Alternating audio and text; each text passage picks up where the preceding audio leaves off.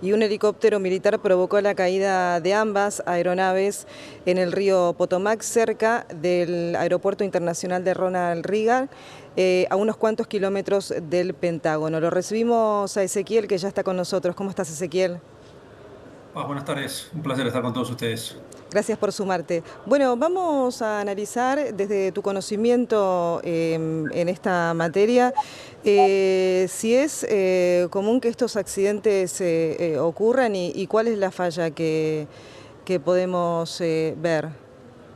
Bueno, claramente, Paz, estamos hablando de un accidente en vuelo, una colisión en vuelo de una aeronave CRJ operada por una subsidiaria de American Airlines que impacta contra un avión de uso militar para transporte de ejecutivos del Estado, un Ujú. helicóptero importante que estaba en vuelo de entrenamiento, Paz. En el helicóptero viajaban 3 pilotos que claramente estaban haciendo una maniobra de cruce de la aproximación final a la pista 01 del aeropuerto de Washington, a donde se aproximaba de manera correcta el CRJ de American Airlines, ¿no? Sí. Entonces, la primera pregunta que nos hacemos es, teniendo en cuenta la densidad de aeronaves que hay, ¿por qué la aeronave, que es el helicóptero que estaba cruzándose sobre la trayectoria del vuelo que estaba en aproximación final, le autorizan ese cruce, ¿no? Ujú. Ya hay varios videos y sonidos y audios de la comunicación entre el helicóptero y la torre de control, donde el helicóptero recibe una pregunta. La torre de control le pregunta, señores, ¿ustedes tienen contacto visual con el CRJ? El helicóptero le responde que sí, Ujú. le pide separación visual y la torre de control le dice, para la separación visual, por favor, avance luego del cruce por el CRJ. O sea, claramente, Paz, para nuestra audiencia, la torre de control le dice al helicóptero que solamente avance luego del paso visual del CRJ. Lo que ocurre, Paz, y esa es la gran preocupación que las autoridades van a tener que empezar a Ujú. pensar en Estados Unidos, la densidad de aviones es tan grande, Paz, Claro. en Estados Unidos que aterrizan aviones cada 2 minutos, por ejemplo, en el caso de Washington, que a lo mejor el piloto del helicóptero entendió que el tránsito que él vio no era ese tránsito, era otro que a lo mejor Ujú. pasó 2 minutos Bueno, antes. Ezequiel, entonces hay una falla ahí en la comunicación. Una falla de interpretación, Paz, Ujú. correctamente. Claramente, en este caso, sin meternos en culpables, se trata de un error humano. Y lamentablemente, el 90% más de los accidentes aéreos son causados por errores humanos, y este es uno de ellos. Bien, algunas informaciones también dan a conocer que faltaba personal en la torre de control. ¿Esto también puede haber sido una de las causas? No creo que sea una de las causas, Paz, porque hasta ahora lo que vemos claramente es que la torre de control hizo claramente su función, que era separar al helicóptero de la aeronave que venía correctamente en su trayectoria de descenso, Ujú. que era el CRJ. Lo que sí podemos, por lo menos en unos segundos, decirle a nuestra audiencia es que Sí. el controlador aéreo norteamericano tiene una carga de estrés muy grande a tal punto que ellos cuando están charlando, imagínate que vos sos la controladora de vuelo del aeropuerto de Washington, vos tenés a 2 personas al lado tuyo, imagínate que en este momento vos estás ahí en tu estudio y tenés a 2 personas al lado tuyo Claro. controlando lo que vos estás diciendo a la torre, al tránsito aéreo. Sí. Está duplicado la información que vos como controladora le decís a los tránsitos que están alrededor tuyo, pues son muchos pasos. Ujú. Y en el momento de la aproximación y de la salida de los aviones en los aeropuertos es donde más se utiliza la frecuencia. Bien, Luego en Ezequiel, ¿y qué hay que hacer con esta justamente para que no ocurra esto sin tener tanta carga de estrés, como bien lo mencionaste? Es que existen procedimientos para eso, Ujú. los controladores de tránsito aéreo, cuando se sienten ofuscados por tanta carga de trabajo, se pueden levantar, lo viene a reemplazar otro, Claro. tienen salas de descanso. Está muy bien reglamentada la tarea de los controladores de tránsito aéreo en Estados Unidos porque tiene una carga muy, muy grande, porque como te digo, en el momento del aterrizaje y del despegue es donde más el controlador de tránsito aéreo está controlando y hablando todo el tiempo con su microfonito, a Ujú. pesar de tener hoy en día softwares que le dicen, mirá que se aproxima un avión, alejalo, Y por último, decirle a nuestra audiencia que es el momento más crítico del vuelo, cuando los aviones están aproximándose a una estación, Claro. porque lo que se llama TICAS, que es un sistema que entre los aviones se comunican entre sí para evitar impactos, cuando estás a 1000 pies del terreno, ese TICAS deja de tirarte lo que se llama resoluciones de impacto, porque el sistema entiende que vos a 1000 pies no tenés espacio para hacer maniobras como esta, Ujú. o ya estás muy cerca del terreno. Entonces, todo es una conjunción muy grande que llevó a esta tragedia, que como te digo, fue causada por un factor humano muy importante, ¿no? Ujú.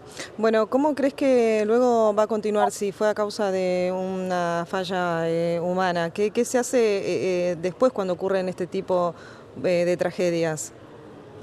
Mira, ejemplos están dados claramente, por ejemplo, en aproximaciones y salidas del aeropuerto de San Pablo, en Guarulhos, Ujú. Brasil.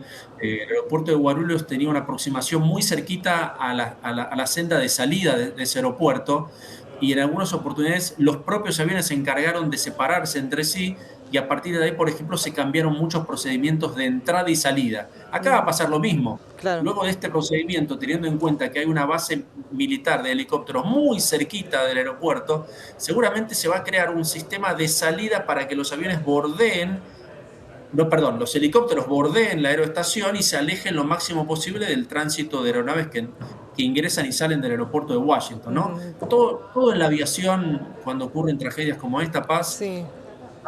hacen que las autoridades revean los procedimientos. En la aviación todo es un procedimiento, Sí, Paz, nadie ahora inventa nada. el control, Ezequiel, no se debería realizar antes o la planificación. Digo, te lo pregunto desde el desconocimiento, ¿no? Antes de que ocurra esto, más allá de la falla de interpretación a través de la comunicación. No sé cómo se evalúan en el aire las dimensiones. ¿No se debería haber estudiado esto antes? Es que son muchos factores a tener en cuenta, ¿no, Paz? Claro. El ser humano no es un ser perfecto. Intentamos ser lo más perfecto posible, pero tenemos errores. Y en la Ujú. aviación también hay infinidad de factores que llevan a tragedias como esta, ¿no? Y los factores humanos son uno de ellos. La aviación tiende a ser lo más automática posible. Vos cuando te subís a un avión de línea aérea y te vas de Claro. Buenos Aires a Madrid, gran parte del vuelo es de manera automática, y el automatismo es seguridad para la aviación. Salvo los despegues, muchas aproximaciones son de manera automática. Ujú. Las aerolíneas le piden a los pilotos que hagan aproximaciones automáticas, por más que tengan condiciones visuales, para que ellos también entiendan cómo reacciona la aeronave cuando se hace un autolanding, como se le llama, un Claro. aterrizaje automático. Y acá tenemos en cuenta, Paz, que los aeropuertos norteamericanos tienen una densidad de aviones estrafalaria, Paz.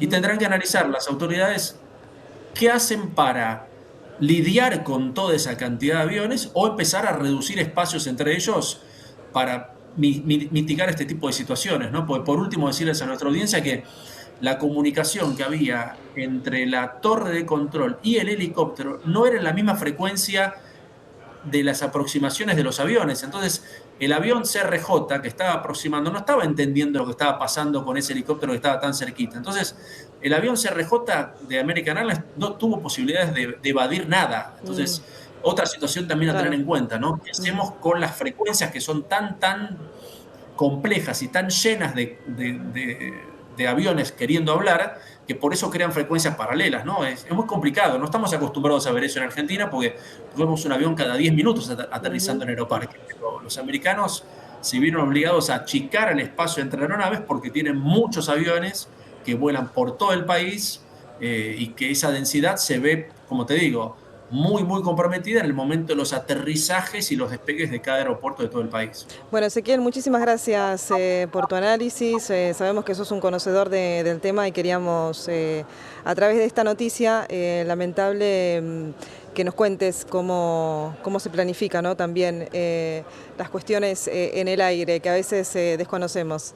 Gracias. Y por último, Paz, decirle a nuestra audiencia que la aviación sigue siendo súper segura. Yo sé que se murieron Mm. inocentes, unas 80 personas en esta tragedia, pero fíjate que fueron pasando los segundos de nuestra charla, y mientras pasan los segundos, un avión despega y aterriza en todo el globo terráqueo. Tal cual. Y no sabemos de muchos accidentes, la realidad es que no hay. Es mucho más peligroso para nosotros subirnos una ruta doble mano de acá a Mendoza que subirse un avión de acá a China. Y sabemos que a China vamos a llegar sin ningún problema.